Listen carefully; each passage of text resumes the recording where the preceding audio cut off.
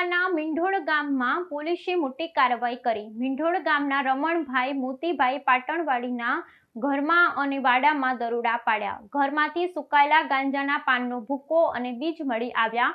પોલીસે કુલ 26 કિલો 145 ગ્રામ ગાંજાનો જથ્થો 2.61 લાખ રૂપિયા કબજે કરી તપાસ હાથ ધરી। આજે સવારે ઓપરેશન પરાક્રમ હેઠળ વડોદરા ગ્રામ્ય પોલીસની એસઓજીની ટીમ દ્વારા એક ગેરકાયદેસર ગાંજાના વાવેતરનું કેસ કરવામાં આવ્યું છે।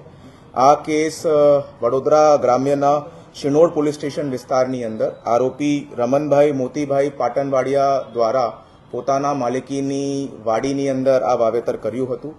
કુલ 12 જેટલા મોટા લીલા છોડ તે જગ્યાથી બરામદ થયા છે, જેનું અંદાજિત વજન 26 કિલોગ્રામ અને 145 ગ્રામ 26 કિલોગ્રામ જેટલું એમનું અંદાજિત વજન છે, જેની કિંમત 2,61,000 રૂપિયાની અંદાજિત થાય છે।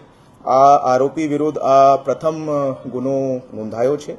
એ પોતે આ ગાંજાનું સેવન કરવાની ટેવવાળો હતો અને જે માત્રાની અંદર આ ગાંજાના ઉપલબ્ધ થયા છે એમાંથી આ નકારી નથી શકાતું કે આ વેચાણ માટે પણ આ ગાંજાનો ઇસ્તેમાલ નહીં કરતો હતો।